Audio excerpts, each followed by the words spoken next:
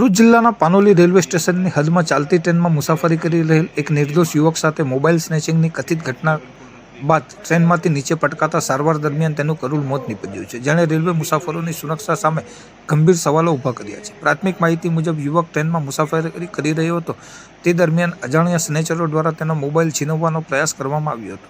આ ઝપાઝપી દરમિયાન સંતુલન ગુમાવતા યુવક ચાલતી ટ્રેનમાંથી નીચે પટકાયો હતો, જેને તેના શરીરના ભાગે ગંભીર ઇજાઓ પહોંચતા તુરંત જ સારવાર અર્થે હોસ્પિટલ ખાતે ખસેડવામાં આવ્યો હતો, જ્યાં ટૂંકી સારવાર બાદ તેણે દમ તોડ્યો હતો। આ ચકચારી ઘટનાની જાણ થતાં જ પાનોલી રેલવે પોલીસ, જીઆરપી અને આરપીએફની ટીમો ઘટના સ્થળે પહોંચી હતી અને ટેકનિકલ એનાલિસિસ તેમજ વિસ્તારના સીસીટીવી ફૂટેજના આધારે તપાસનો ધમધમાટ શરૂ કર્યો હતો। જોકે ઘટનાને વીતી ગયેલ સમય છતાં કથિત આરોપીઓ હજુ પણ પોલીસની પકડથી દૂર હોવાથી મૃતકના શોકગ્રસ્ત પરિવારજનો અને સ્થાનિકોમાં ભારે રોષ અને આક્રોશ જોવા મળી રહ્યો છે। ચાલતી ટ્રેનમાં સ્નેચિંગ જેવી લૂંટની ઘટનાઓ અને તેના કારણે મુસાફરોને જીવ ગુમાવવો પડે તેવી પરિસ્થિતિથી મુસાફરોની સુરક્ષા તેમજ રેલવે પોલીસના નાઇટ પેટ્રોલિંગ સામે અનેક પ્રશ્નાર્થચિહ્નો ઊભા થયા છે। સ્થાનિક નાગરિકો અને મુસાફરો દ્વારા માંગ કરવામાં આવી રહી છે કે સીસીટીવી ફૂટેજના આધારે આરોપીઓને વહેલી તકે ઝડપી પાડી કડકમાં કડક સજા કરવામાં આવે અને રેલવે સ્ટેશનો તથા ટ્રેનોમાં સુરક્ષા વ્યવસ્થા વધુ સઘન બનાવવામાં આવે। હાલમાં રેલવે પોલીસ દ્વારા તમામ દિશાઓમાં ચક્રો ગતિમાન કરીને આરોપીઓની ધરપકડ કરવાના ચક્રો ગતિમાન કરવામાં આવ્યા છે, જેના બાદ જ આ સમગ્ર ઘટનાનું